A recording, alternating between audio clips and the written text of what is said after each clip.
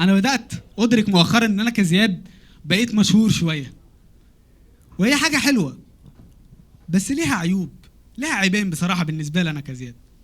العيب الاول ان في ناس مش فاهمه انا بعمل ايه بالظبط، فبيوقفوني في الشارع، يا ريت حتى فاهمين ان انا بضحكهم، بيوقفوني في الشارع اللي هو انت الواد مش عارف ليه دايما بيحسسوني ان انا بعمل حاجه خليعه. مره ماشي مع ماما في الشارع، واحد وقفني، انا عارفك الواد بتاع مقاطع التيك توك انت، امبارح اتفرجت طول الليل، سهرت على مقاطع. اكتر مقطع عجبني فيهم بتاع انت والبنت اللي في الجيم الحلوه دي، كان جميل قوي. بصيت لامي طبعا، لو حلفت لك ان هو بيتكلم على ستاند اب كوميدي مش هتصدقيني ده. والمشكله ان الموضوع بس مش بينعكس على الناس اللي في الشارع، يعني انا عروض الشغل اللي بتجيلي بتبين قد ايه الناس مش فاهمه انا بعمل ايه. يعني انا مثلا مره واحد بعت لي في الاذرز قال لي انا عايزك في شغل مهم جدا ومش عارف ايه وبتاع، فانا اتحمست بصراحه وقلت لحظه انا هسمعكم بنفسكم عشان ايه تقولوا زياد بيكذب وبتاع. لا ما عشان بعدها كيف يا اخي مش عارف ايه في الكومنتات. الشخص بعت لي قال انا عايزك في شغل، قلت له سمحت بس عايز تفاصيل، فده اللي قاله لي في الاول. عزيزي عندنا سفرة سياحية على أنطاليا برأس السنة، 3 أيام ليلتين.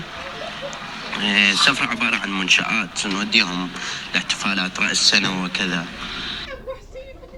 انا انبسطت قوي في الاول، انا هعمل عروض انا هعمل تور في راس السنة في انطاليا. فقلت له لو سمحت ممكن تقول لي تفاصيل اكتر عن الشغل؟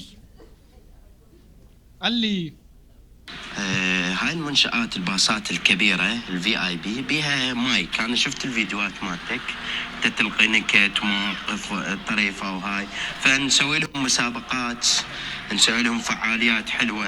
يعني انت تدير هذا الشيء، تسوي لهم مسابقات، تسوي لهم فعاليات، نكت، شغلات. انا بدأت احس ان الموضوع مهين،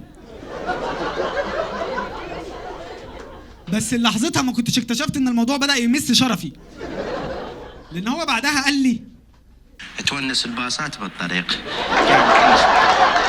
لحظة هتسمعوني للآخر، استنوا بس استنوا.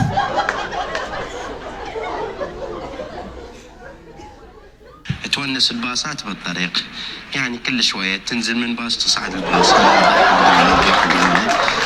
ونشوف شنو الاتفاق شلون يصير. يعني حد وقفني في الشارع، انا والله شغلانتي بطلع باص انزل من الباص، اضحك بولا. وكتب لي بعدها الاتفاق ان شاء الله $100 في اليوم. فرديت عليه قلت له انت عايزني قعدت انزل من باص واطلع من باص واضحك بولا $100 في اليوم؟ هو انا رخيص للدرجه دي؟ المهم ظبطت معاه على 150. لا بهزر يا جماعه. 100 كان كفايه بصراحه عشان زبون جديد.